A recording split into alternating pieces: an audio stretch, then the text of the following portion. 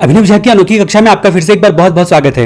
हम लोग यहाँ पर एग्जाम्शन के बारे में आगे की कहानी देखने के लिए जा रहे हैं, जहाँ पर जीएसटी के एग्जाम्शन के बारे में हम लोग चर्चा कर रहे हैं। हम लोग यहाँ पर बात करते हैं रिजर्व बैंक ऑफ इंडिया की, जिसको आप आरबीआई कह के पुकारते हो। आरबीआई अगर कोई भी सर्विस देगा ना, सर्विस प्रोवाइडर बनकर आरबीआई सर्विस देता है तो एग्जेम्प्ट होता है। आरबीआई कोई भी सर्विस देता है तो एग्जेम्प्ट होता है। फिर जहाँ तक बात आती है कि आरबीआई को दो बाकी सर्विसेज जो ये लोग लेते हैं उसको हम लोग तीन कैटेगरी में बांटते हैं। पहला वाला होगा एग्जेम्प्ट, दूसरा वाला होगा रिवर्स चार्ज मैकेनिज्म से टैक्सेबल, और तीसरा वाला नॉर्मल चार्ज मैकेनिज्म से सप्लायर जहां पर टैक्स देता है वो टैक्सेबल हो जाएगा। अब यहां पर हम लोग एग्जेम्प्ट की जब बात करते हैं कि ये लोग जो आरबीआई सर्विस लेते हैं इसमें कौन सा वाला एग्जेम्प्ट है, तो ग्लोबल फाइनेंशियल इंस्टीट्यूशन अगर आरबीआई को फॉरेक्स रिजर्व मेंटेन करने का सर्विस देता है, कौन देता है? Global financial institution. यहां पर हम बात करते हैं ग्लोबल फाइनेंशियल इंस्टीट्यूशन किसको सर्विस देता है? आरबीआई को। क्यों देता है? फॉरेन एक्सचेंज रिजर्व करने का। तो फॉरेक्स रिजर्व करके मैंने यहां पर लिखा है। उसके बाद जहां तक बात करते हैं कि रिवर्स चार्ज मैकेनिज्म में कब टैक्सेबल होता है, तो अगर मान लीजिए कि आपका जो यहां पर बात करते हैं कि मेंबर ऑफ ओवरसीइंग कमिटी जो आरबीआई को सर्विस देता है, तो मेंबर ऑफ ओवरसीइंग कमिटी जो होता है, ओवरसीइंग कमिटी, तो जो यहां पर ओवरसी करने वाला जो कमिटी होता है जो कि आरबीआई बनाता है, ठीक है, वो अगर उनके मेंबर सर्विस प्रोवाइड करते हैं आरबीआई को, तो यहां पर आरबीआई को खुद ही टैक्स देना पड़ेगा, रिवर्स चार्ज मैकेनिज्म से टैक्सेबल होगा। बाकी अदर सर्विसेज जो आरबीआई लेगा, यहां पर सर्विस प्रोवाइडर यानी कि नॉर्मल चार्ज मैकेनिज्म ही एप्लीकेबल होगा।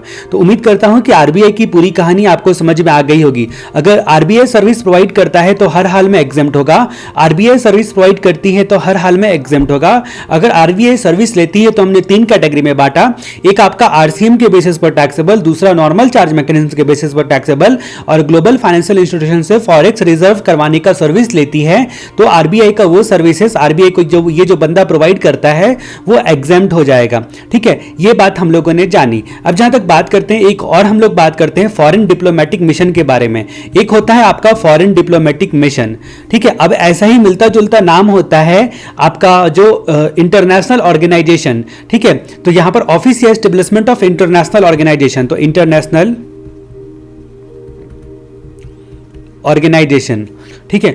अब यहां पर फॉरेन डिप्लोमेटिक मिशन जो होगा ना, वो अगर सर्विस प्रोवाइड करता है, फॉरेन डिप्लोमेटिक मिशन अगर सर्विस प्रोवाइड करता है तो एग्जेम्प्ट होता है, ठीक है। तो यहां पर फॉरेन एग्जेम्प्ट कब होगा? जब इंडिया में लोकेटेड है foreign diplomatic mission, India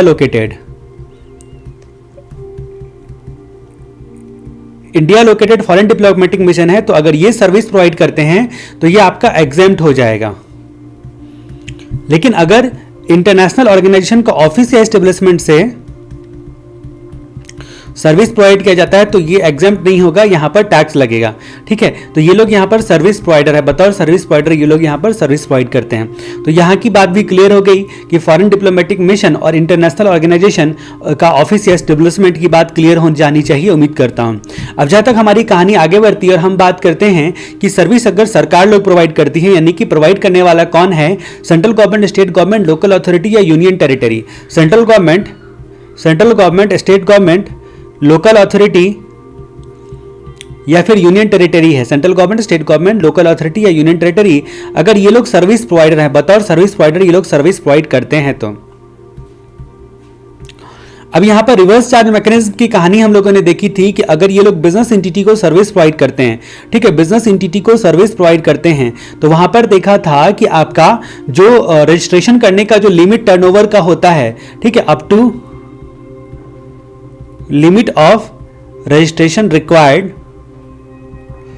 turnover up to limit of registration required under section 22, ठीक है, इन प्रीसीडिंग फाइनेंशियल ईयर, पिछले फाइनेंशियल ईयर का देखा जाएगा।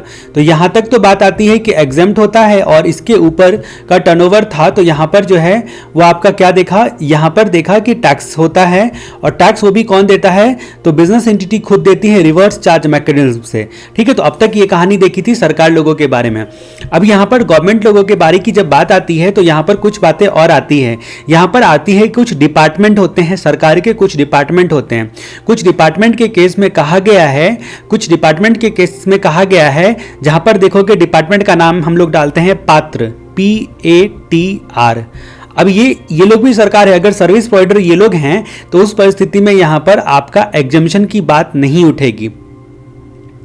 तो अब हम लोग यहाँ पर पात्र के बारे में देखते हैं। यहाँ पर क्या होता है कि जनरली क्या होता है, आपने देखा कि जब टैक्स की बात आती है ना, तो बिजनेस एंटिटी को सर्विस प्रोवाइड करते हो तो यहाँ पर कौन टैक्स देता है, यहाँ पर बिजनेस एंटिटी बतौर रिसिपिएंट रिवर्स चार्ज मैकेनिज्म में टैक्स देता है, रिवर्स चार्ज मैकेनिज्म में टैक्स देते हैं। लेकिन यहाँ पर पात्र का जो प्रोविजन होता है, यानी कि पोस्टल डिपार्टमेंट और वेसल, ए का मतलब एयरक्राफ्ट और वेसल, टी का मतलब ट्रांसपोर्ट सेक्टर का सर्विस गवर्नमेंट देती है, चाहे वो गुड्स का हो या पैसेंजर का हो, और रेंटिंग ऑफ इमूवेबल प्रॉपर्टी, इन सब केस में गवर्नमेंट होकर भी, यानी कि government, central, state, local authority, union territory होकर भी टैक्स इनको देना पड़ता है। अब जहां तक यहां पर बात आती है कि अगर मान लीजिए कि यहां पर आता है renting of immovable property, last में जो आर आपको दिख रहा है ना, रेंटिंग ऑफ इमूवेबल प्रॉपर्टी, यहां पर भी एक क्लॉज आता है, ये आपको बोलता है रिवर्स चार्ज मैकेनिज्म के चैप्टर में आपने देखा था कि अगर मान लीजिए कि आप रजिस्टर्ड पर्सन जो टैक्सेबल टेरिटरी में उसको सर्विस देते हो, ठीक है, तब यहां पर आरसीएम लग जाएगा। रेंटिंग ऑफ इमूवेबल प्रॉपर्टी में रजिस्टर्ड पर्सन को दे रहे हो तो आरसीएम बनते रहेगा, ठीक है, रिवर्स चार्ज मैकेनिज्म पे वही रजिस्टर्ड बंदा टैक्स देगा। लेकिन रेंटिंग ऑफ इमूवेबल प्रॉपर्टी के केस में अगर रजिस्टर्ड पर्सन को नहीं दे रहे हो तो उस सिचुएशन में गवर्नमेंट को ही टैक्स देना पड़ेगा, यानी कि फॉरवर्ड चार्ज मैकेनिज्म से ही टैक्स देना पड़ेगा। तो जनरली पात्र के केस में क्या होता है, फॉरवर्ड चार्ज मैकेनिज्म ही लगता है, लेकिन रेंटिंग ऑफ इमूवेबल प्रॉपर्टी के केस में अगर रजिस्टर्ड पर्सन टैक्सेबल टेरिटरी में है तो आरसीएम के बेसिस पर टैक्स लगता है। अब यहां पर पोस्टल डिपार्टमेंट की जब सर्विस की बात आती है तो यहां पर सारे सर्विसेज नहीं हैं और सबको प्रोवाइड करने की बात नहीं है। यहां पर हम लोग पोस्टल डिपार्टमेंट की बात करते हैं। पोस्टल डिपार्टमेंट यानी कि एक प्रकार का सरकारी संस्था। अब ये सरकारी संस्था जो होती है ये 4 प्रकार की अगर सर्विसेज देती हैं तो 4 प्रकार की सर्विसेज में फॉरवर्ड चार्ज मैकेनिज्म से इनको टैक्स जो है वो लगेगा, ऐसा बोला गया है। लेकिन अगर मान लीजिए कि पोस्टल डिपार्टमेंट का सर्विस रिसिपिएंट ये लोग हैं, सरकार लोग ही हैं, ठीक है, पोस्टल डिपार्टमेंट का सर्विस रिसिपिएंट अगर मान लीजिए ये लोग हैं, ठीक है, central government, state government, local authority या यूनियन टेरिटरी, तब तो भाई साहब एग्जेम्प्ट रहेगा, हर प्रकार की सर्विसेज एग्जेम्प्ट हो गया। लेकिन यहां पर पोस्टल डिपार्टमेंट की 4 प्रकार की सर्विसेज जो होती है, 4 प्रकार की सर्विसेज के बारे में साफ साफ बोल दिया गया है कि इस सिचुएशन में फॉरवर्ड चार्ज मैकेनिज्म से इनको टैक्स देना पड़ेगा। तो ये कौन कौन से सर्विसेज है, तो इसको बोलेंगे हम लोग SALE, यानी कि पोस्टल डिपार्टमेंट का सेल लगा हुआ है, ऐसा मान के आपको चलना है। तो स्पीड पोस्ट का सर्विस पोस्टल डिपार्टमेंट देते हैं। उसके बाद एजेंसी सर्विसेज, कोई भी एजेंसी सर्विसेज अगर देते हैं, जैसे मान लीजिए कि गांव-गांव में जाकर इंश्योरेंस करना है, ठीक है, अब किसी कंपनी को इंश्योरेंस करना है, इन लोगों ने क्या किया, पोस्टल डिपार्टमेंट को पैसे देकर हायर कर लिए, गवर्नमेंट ने पोस्टल डिपार्टमेंट को परमिट किया है, ऐसा एजेंसी सर्विसेज आप दे सकते हो या किसी भी प्रकार का एजेंसी सर्विसेज। तो उस परिस्थिति में यहां पर क्या हो गया, ये सर्विसेज भी इसमें आपको फॉरवर्ड चार्ज मैकेनिज्म से टैक्स लग जाएगा, SA। अब ये L का मतलब क्या हो गया, L का मतलब हमेशा लाइफ इंश्योरेंस, लाइफ होता है, ठीक है, तो आप बोलोगे एल का मतलब तो लव होता है, लव हो या लाइफ हो एक ही है। उसके बाद जहां तक बात करते हैं कि SALE, ई की बात हम लोग करते हैं express parcel post, express parcel post, तो ये आपको स्पीड पोस्ट जैसा ही दिख रहा है, एक्सप्रेस पार्सल पोस्ट। यहां पर बात आती है कि अगर ये सब जो 4 प्रकार की सर्विसेज हैं SALE वाली, वो अगर सरकार लोगों को ही देते हो तो उस सिचुएशन में आपका क्या हो गया, उस सिचुएशन में आपका एग्जेम्प्ट हो जाएगा। लेकिन बाकी अदर लोगों को देते हो तो यहां पर टैक्स लग जाएगा, वो भी फॉरवर्ड चार्ज मैकेनिज्म से, तो यहां पर टैक्स लेने की बात आ जाएगी, ठीक है। उसके बाद हम लोग बात करते हैं कि अगर मान लीजिए वेसल या एयरक्राफ्ट, अगर वेसल या एयरक्राफ्ट जो होता है इनसाइड या वेसल या एयरक्राफ्ट के इनसाइड या आउटसाइड प्रेमिसेस में अगर सरकार सर्विस देती है तो ए का मतलब एयरक्राफ्ट और वेसल। अब ये एयरक्राफ्ट का बाहरी क्षेत्र या भीतरी क्षेत्र में सरकार अगर सर्विस देगी तो यहां पर भी टैक्स लग जाएगा। टी का मतलब ट्रांसपोर्ट सेक्टर।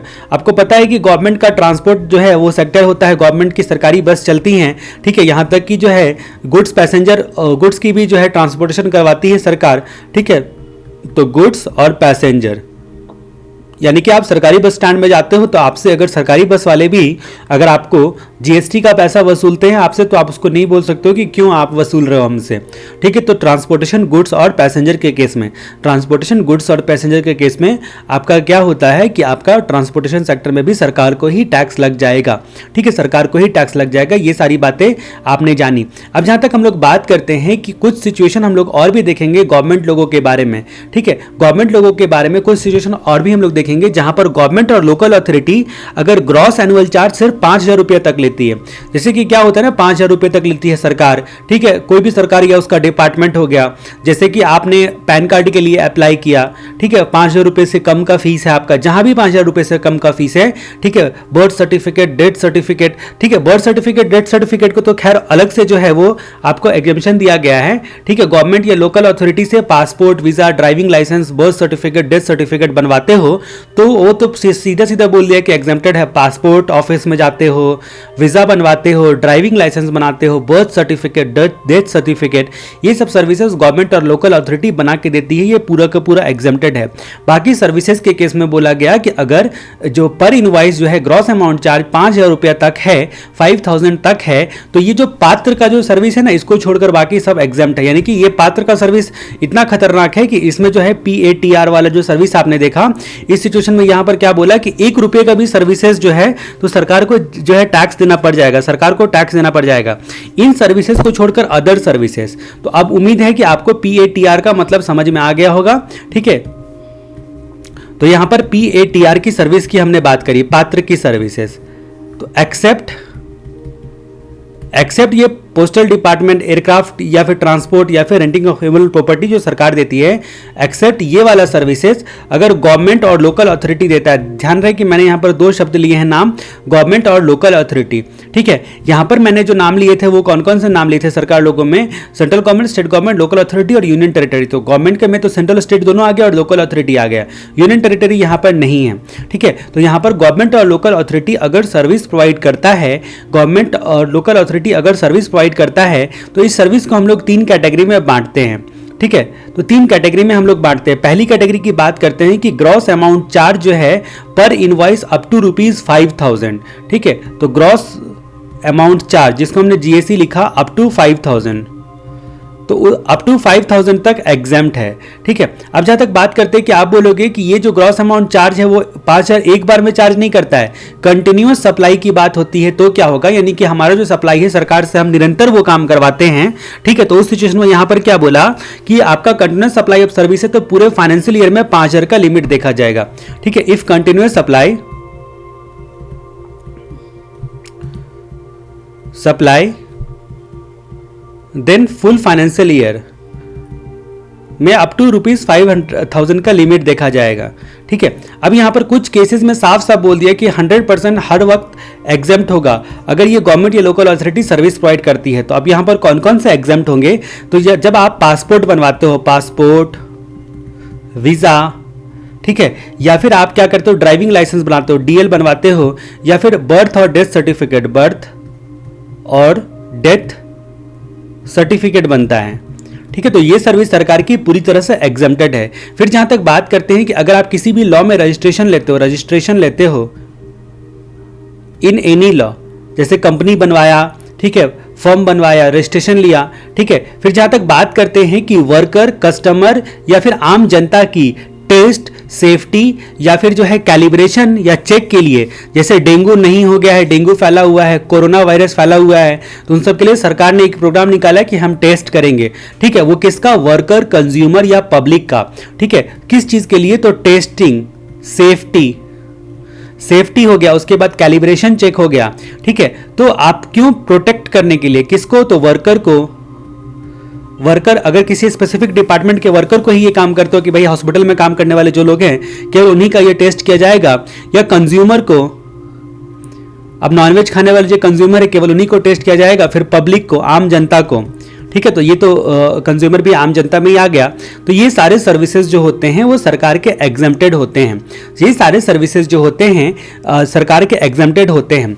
अगर जहां तक बात करते हैं कि एक गवर्नमेंट या लोकल अथॉरिटी दूसरे गवर्नमेंट और लोकल अथॉरिटी को देगा तो भी एग्जेम्प्ट हो जाएगा, ठीक है। ये गवर्नमेंट लोकल अथॉरिटी दूसरे गवर्नमेंट या लोकल अथॉरिटी को सर्विस दिया तो भी एग्जेम्प्ट हो जाएगा, उस सिचुएशन में भी आपका एग्जेम्प्ट हो जाएगा, ठीक है। तो ये सब जो बातें हम लोग कर रहे हैं वो एग्जामेशन की बात कर रहे हैं, ये सब बातें हम लोग एग्जामेशन की बात कर रहे हैं। अब यहाँ पर बात करते हैं कि गवर्नमेंट अगर right to use natural resources देता है, ठीक है, नेचुरल रिसोर्सेज का इस्तेमाल करो। जैसे कि आपके गांव में जो है एक नदी है, उस नदी का पानी जो है फार्मर लोगों को अलाउड है यूज करना, वो सरकार की है, ठीक है। तो इसका मतलब क्या हो गया कि इंडिविजुअल फार्मर को गवर्नमेंट अगर right to use natural resources देता है तो ये सर्विस एग्जेम्प्ट है, ये सर्विस एग्जेम्प्ट है। यहां तक कि अगर हम लोग बात करते हैं कि 1 अप्रैल 2016 तक अगर कॉन्ट्रैक्ट और यूज करने का सर्विस राइट था तो रेडियो फ्रीक्वेंसी और स्पेक्ट्रम भी 2016 तक टैक्स नहीं लगता था। रेडियो फ्रीक्वेंसी यानी कि रेडियो फ्रीक्वेंसी जो है, मोबाइल जो टावर आपका काम करता है वो रेडियो फ्रीक्वेंसी पर काम करता है, ठीक है। अब ये रेडियो फ्रीक्वेंसी ब्रह्मांड में जो है एनी टाइम मूव करते रहती है, उसको वो लोग कैप्चर करते हैं, टेलीकम्युनिकेशन एंड नेटवर्किंग वाले, ठीक है। और जो स्पेक्ट्रम होता है, स्पेक्ट्रम का मतलब डिविएशन ऑफ लाइट्स होता है। लेकिन हमारे केस में जो टेलीकम्युनिकेशन के केस में क्या होता है कि जो वेव जो होता है वो डिजिटल वेव और एनालॉग वेव, दो प्रकार के वेव होते हैं। तो जो ब्रह्मांड में वेव घूमते रहता है तो उसको हम लोग स्पेक्ट्रम नाम से पुकारेंगे। वैसे थोड़ा सा इसमें और भी चीजें हैं, लेकिन रेडियो फ्रीक्वेंसी और स्पेक्ट्रम में जो है मामूली बारीक सा डिफरेंस है। तो 1 अप्रैल 2016 तक ये यूज करना सरकार का जो नेचुरल रिसोर्सेस है ये भी कहलाएगा, ये भी सरकारी चीजें ही कहलाएगी। ऐसा नहीं है कि हवा को बोलोगे कि ये प्राइवेट है, एयर जो है वो गवर्नमेंट की चीजें कहलाएंगी, ठीक है। तो इस तरह से आपने देखा कि ये एग्जेम्प्टेड था 2016 तक टेलीकम्युनिकेशन सर्विस प्रोवाइडर वालों को। अभी फिलहाल जो एग्जेम्पशन केवल है वो गवर्नमेंट अगर नेचुरल रिसोर्सेज यूज करने के लिए देती है, नेचुरल रिसोर्सेस यूज करने का राइट किसको देती है? इंडिविजुअल फार्मर को देती है, इंडिविजुअल फार्मर को देती है। तो ये आपका एग्जेम्प्टेड हो जाएगा, ठीक है, ये आपका एग्जेम्प्टेड हो जाएगा। अब यहां पर बात करते हैं कि कभी कभी क्या होता है कि कस्टम ऑफिस में जो कंसाइनमेंट जो होता है उसके लिए मर्चेंट ओवर टाइम चार्ज करता है। कौन लोग? कस्टम ऑफिसर लोग मर्चेंट ओवर टाइम चार्ज करता है। तो वो जो मर्चेंट ओवर टाइम चार्ज करता है वो उसको एग्जेम्प्टेड कर दिया गया। अभी क्या होता है कि कस्टम डिपार्टमेंट में आपको नौकरी लगी, कस्टम डिपार्टमेंट में आपको नौकरी लगी, आप कौन हो? कस्टम ऑफिसर हो, कस्टम ऑफिसर हो, ठीक है। तो यहां पर मैं custom officer,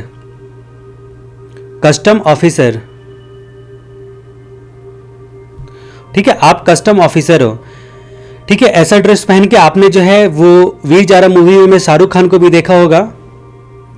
Shahrukh Khan Veer Zaara movie officer के रोल में आपने देखा। तो ये जो है वैसे ये दूसरे डिपार्टमेंट का है, लेकिन हम लोग मान के चलते हैं कस्टम ऑफिसर है।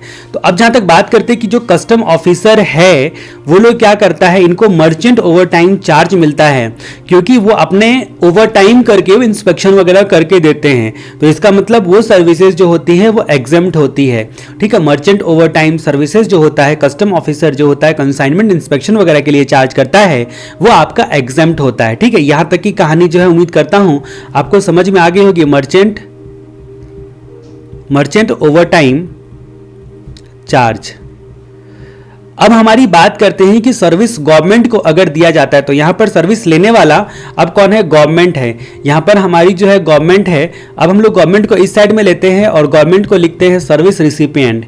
ये सर्विस रिसिपिएंट है। अब देखते चलो कि इनको कौन कौन से सर्विसेज जो होते हैं वो एग्जेम्प्ट होते हैं। अगर इनको कोई सर्विस देता है फेयर प्राइस शॉप का, फेयर प्राइस शॉप जो कि आपको एयरपोर्ट वगैरह पे दिखता है, ठीक है, तो ये सर्विस एग्जेम्प्ट होता है। दूसरा, जीएसटी जो पोर्टल है आपका उसको बोलते हैं जीएसटी नेटवर्क। अब जीएसटी नेटवर्क के बारे में जीएसटी में जो है हमने पहले दूसरे चैप्टर में ही कई बार चर्चा लिया होगा जीएसटी नेटवर्क के बारे में। तो जीएसटी नेटवर्क को इंप्लीमेंट करने का सर्विसेज जो होता है वो एग्जेम्प्ट होता है, सरकार को जो भी संस्था देगी। फिर जहां तक बात करते हैं कि आपका म्युनिसिपल और पंचायत का जो भी फंक्शन या एक्टिविटीज होता है ना वो एग्जेम्प्ट होता है। तो म्युनिसिपैलिटी और पंचायत, तो इसको कॉन्स्टिट्यूशन में डिफाइन किया गया है 243G में, आर्टिकल 243G में और 243W में। तो ये G और W ये सर्विसेज जो प्रोवाइड किया जाता है वो एग्जेम्प्टेड होता है। उसके बाद जहां तक बात करते हैं कि अगर इंश्योरेंस स्कीम जो होता है, इंश्योरेंस स्कीम में जहां पर जो है प्रीमियम सरकार कलेक्ट करती है, प्रीमियम गवर्नमेंट को दिया जाता है, ठीक है। इंश्योरेंस स्कीम के तहत प्रीमियम गवर्नमेंट को दिया जाता है। इंश्योरेंस स्कीम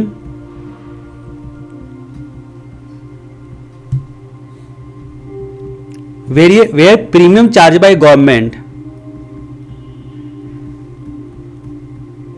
तो ये भी आपका एग्जेम्प्ट होता है, ठीक है, ये भी आपका एग्जेम्प्ट होता है। फिर जहां तक बात करते हैं कि अगर मान लीजिए कि आपका क्या बोलते हैं उसको, एक होता है कि मान लीजिए कि आपका ईएसआई एक्ट होता है जो, ठीक है, employees of state insurance corporation, ये ईएसआई एक्ट के तहत जो है वो सर्विस प्रोवाइड करती है गवर्नमेंट को। तो बाय एम्प्लॉय, तो उसके जो एम्प्लॉय लोग सर्विस प्रोवाइड करते हैं ना, तो वो सरकार को जो सर्व करते हैं वो भी जीएसटी से एग्जम्प्टेड होता है। तो employees of state insurance corporation, ठीक है, ये भी आपका एग्जेम्प्ट होता है। फिर अगर ऐसा कोई ट्रेनिंग होता है जिसके सारे खर्चे जो है, ट्रेनिंग एक्सपेंडिचर, जिसके सारे खर्चे जो हैं सरकार लोग जो होती है, सरकार जो होती हैं वो बियर करती हैं, तो बतौर सर्विस रिसिपिएंट मान लीजिए गवर्नमेंट डिपार्टमेंट को आपने ट्रेनिंग दिया, जैसे कंप्यूटर आ गया और स्टेट बैंक ऑफ इंडिया वाले को, ब्रांच को आपको कॉन्ट्रैक्ट मिला कि लोगों को कंप्यूटर सिखाना, आपकी कंप्यूटर इंस्टीट्यूट है, ठीक है। तो इसका मतलब क्या हो गया कि आप जो गवर्नमेंट को आप सर्विस दे रहे हो ट्रेनिंग करने का, उसका सारा खर्चा आपको कौन देगी, उसका पैसा कौन देगी, सरकार देगी, तो वो जीएसटी से एग्जेम्प्टेड रहेगा। फिर आपका जहां तक बात करते हैं कि एयरपोर्ट जो रीजनल कनेक्टिविटी स्कीम के अंतर्गत आता है, ये एयरपोर्ट का सर्विस प्रोवाइड करते हो, एयरपोर्ट सर्विस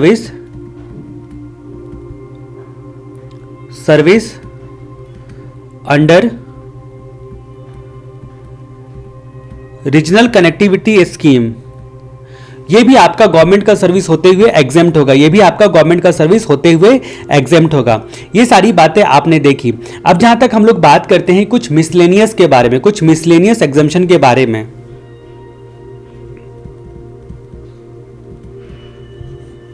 ये जो मिसलेनियस एग्जम्पशन के बारे में हम लोग बात करते हैं कि अगर मान लीजिए employees of provident fund organisation EPF act के तहत, ठीक है, तो जो भी person govern under EPF act होता है उसको सर्विस प्रोवाइड करता है, ठीक है। तो यहां पर क्या बोला कि employees of provident fund organisation किसको सर्विस देता है, सर्विस रिसिपिएंट यहां पर कौन है, पर्सन जो गवर्न करता है अंडर ईपीएफ एक्ट वाले पर्सन को, तो ये सर्विस आपका एग्जेम्प्ट होगा। एम्प्लॉय प्रोविडेंट फंड वाला सर्विस जो है जो लेगा वो एग्जेम्प्ट होगा। फिर जहां तक बात करते हैं कि insurance regulatory development authority IRDA, ये किसको सर्विस प्रोवाइड करती है, ये लोग इंश्योरर को सर्विस प्रोवाइड करते हैं, इंश्योरर को। तो इसको क्या करते हैं, इंश्योरर को सर्विस CAR यानी कि कंट्रोल असिस्ट या रेगुलेट करने का सर्विस करती है, कंट्रोल असिस्ट या रेगुलेट करने का सर्विस करती है किसी भी इंश्योरर को IRDA। तो IRDA का सर्विसेज एग्जेम्प्ट होता है। सर्विस बाय RBI भी एग्जेम्प्ट था, IRDA के द्वारा भी सर्विस जो दिया गया वो एग्जेम्प्ट है। यहां तक कि सेबी के द्वारा जो दिया गया सर्विस है, security exchange board of India के द्वारा जो प्रमोट, उसके बाद प्रोटेक्ट और रेगुलेट करने का सर्विस ये देती है, PPR, प्रमोट प्रोटेक्ट रेगुलेट करने का सर्विस देती है सिक्योरिटी मार्केट को। ये सब कंपनी सेक्रेटरी के सिलेबस में ज्यादा पढ़ना होता है, इसकी वजह से ये सब लॉ का जो मेमोरी टेक्निक है वो मैं यहां पर यूज कर रहा हूं, ठीक है। कंपनी सेक्रेटरी में जो लॉ पेपर रहता है उसमें पे ये बहुत सारा पढ़ना रहता है, ठीक है। अगर आप CS भी करोगे तो आप देखोगे तो वहां पर वो सब हमने सीखा हुआ है, ठीक है। तो लॉ को कैसे इंटरप्रिटेशन निकालते हैं, कैसे उसमें मेमोरी टेक्निक बनाते हैं, ठीक है। तो इस तरीके से जो है वो आप बहुत सारी चीजों को याद रख सकते हो। अब यहां पर बात करते हैं कि आपका कलेक्शन ऑफ कंट्रीब्यूशन अंडर जो होता है कौन सा स्कीम, पेंशन स्कीम के तहत, ठीक है। तो यहां पर कलेक्शन ऑफ कंट्रीब्यूशन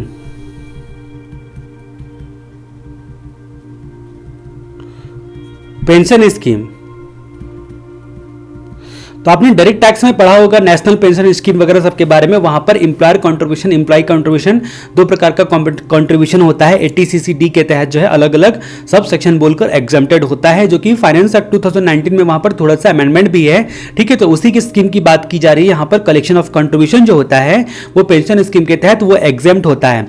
अब यहां पर इंडियन रेलवे फाइनेंशियल कॉर्पोरेशन अगर एसेट्स लीज पर देता है इंडियन रेलवे को, ठीक है। एक सर्विस लेने वाला यहां पर कौन है, इंडियन रेलवे है हमारा, इंडियन रेलवे। इसे सर्विस कौन लेने वाला है, तो सर्विस लेने वाला यहां पर इंडियन रेलवे फाइनेंशियल कॉर्पोरेशन है, इंडियन रेलवे फाइनेंशियल कॉर्पोरेशन ये सर्विस देता है इंडियन रेलवे को, तो ये सर्विस आपका एग्जेम्प्ट हो जाएगा, ये सर्विस जो है वो आपका एग्जेम्प्ट हो जाएगा। फिर जहां तक बात करते हैं कि और भी जो है सर्विसेज आते हैं, जैसे कि मान लीजिए इंडिपेंडेंट जर्नलिस्ट जो होता है, या प्रेस ट्रस्ट ऑफ इंडिया, या यूनाइटेड न्यूज ऑफ इंडिया, ठीक है, ये आपका न्यूज सर्विस कलेक्ट और प्रोवाइड करने का जो है सर्विस देता है। तो मतलब ये तीन लोग जो होते हैं ना, न्यूज कलेक्ट करते हैं या प्रोवाइड करते हैं, कौन सा सर्विस देते हैं? News service. कौन लोग देते हैं? तीन लोग देते हैं। तो न्यूज सर्विस, कलेक्ट और प्रोवाइड, ये तीन लोग देते हैं। तीन प्रकार के लोग अगर देते हैं तो वो एग्जेम्प्ट होगा। इंडिपेंडेंट जर्नलिस्ट,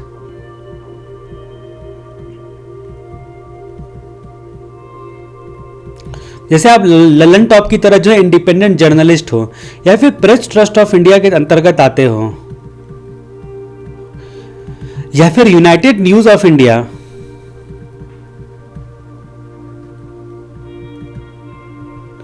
ये सब आपका एग्जेम्प्ट होता है, ये आपका एग्जेम्प्ट होता है। फिर जहां तक बात करते हैं कि corona virus, slaughtering of animal, ठीक है, तो आपने देखा होगा कि चाइना में क्या करते थे वो लोग, जिंदा मुर्गा को लेके पीस देते थे, ठीक है, जिंदा मछली को लेके तेल में डाल देते थे, ठीक है, और कितने तरह के जानवर, जीव जंतु को और किस किस तरीके से मर्डर करते हैं। तो आपको देख के लगेगा अरे यार कुदरत तेरे पे कहर बरसा रहा है, ठीक है। तो वैसे ही स्लॉटरिंग ऑफ एनिमल जो होता है वो आपका एग्जेम्प्ट होता है।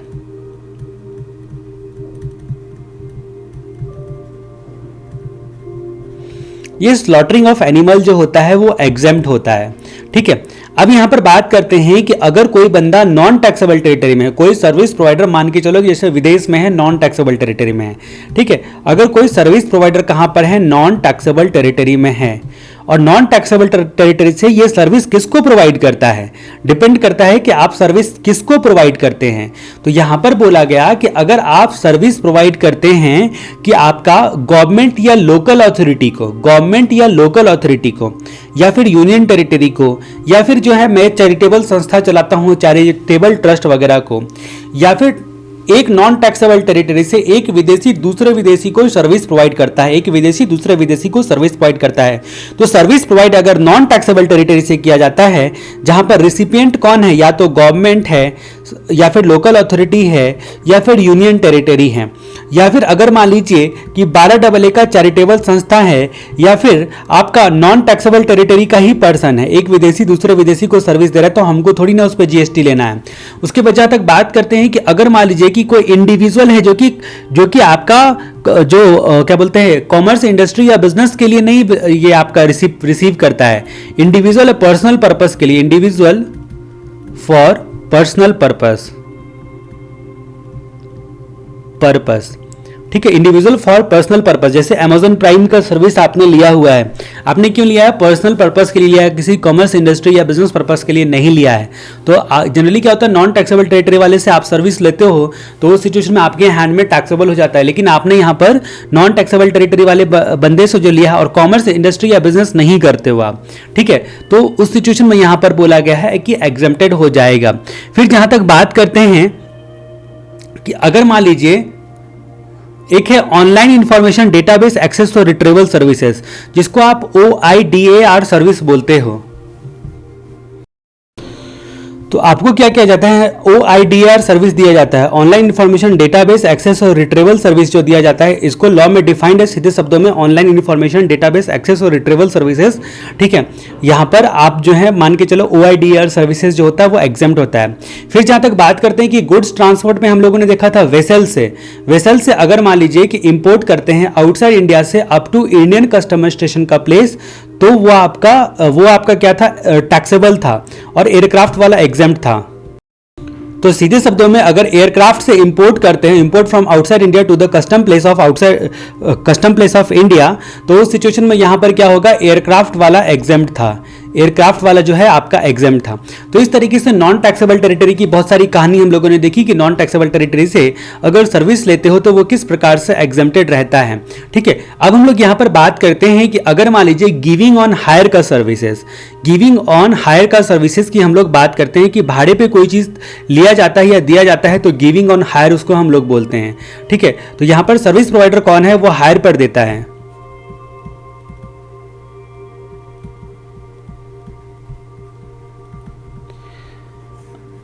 अब जो भाड़े पर आपको दिया जाता है, ठीक है, वो जाहिर सी बात है मोटर व्हीकल की बात हम लोग यहाँ पर कर रहे हैं, ठीक है। मोटर व्हीकल दिया जाता है तो यहाँ पर हम लोग कुछ कैटेगरी की बात करते हैं, तो यहाँ पर बात करते हैं कि आपने देखा था एजुकेशन सेक्टर में स्टूडेंट, फैकल्टी या स्टाफ को ट्रांसपोर्ट करने के लिए up to higher secondary school और आपका इक्विवेलेंट, ठीक है। तो स्टूडेंट, फैकल्टी या staff up to higher secondary school या इक्विवेलेंट, ये हायर पर देने का सर्विसेज जो आपने दिया ये तो एवी एग्जेम्प्ट होता है, ठीक है। एंट्री नंबर 66 एजुकेशन सर्विस में हमने जाना था। अब हायरिंग ऑफ मोटर व्हीकल की जब बात करते हैं, मोटर व्हीकल, तो हायरिंग ऑफ मोटर व्हीकल की जब हम लोग बात करते हैं तो हमारे दिमाग में आता है कि अगर मान लीजिए कि अगर क्या बोलते हैं स्टेट गवर्नमेंट अंडरटेकिंग है, उसके केस में बोला गया है कि 12 से अधिक कैपेसिटी है, स्टेट गवर्नमेंट अंडरटेकिंग को दोगे तो उस परिस्थिति में, चलिए हम लोग यहाँ पर जो है थोड़ा सा बचा हुआ है एग्जामिनेशन चैप्टर में, उसको अगले वीडियो में देखेंगे। लास्ट में नोटिफिकेशन सर्कुलर सब मैं बताऊंगा, और भी चैप्टर्स में मैं नोटिफिकेशन सर्कुलर सब की उसकी चर्चा कर चुका हूँ, क्योंकि उसका एग्जामिनेशन से भी रिलेशन है। इसकी वजह से कुछ एग्जामिनेशन नोटिफिकेशन की चर्चा मैं यहाँ पर भी करूंगा। इसके बाद जो अगला वीडियो हम लोग देखेंगे वो आपका एग्जामिनेशन चैप्टर का लास्ट वीडियो होगा।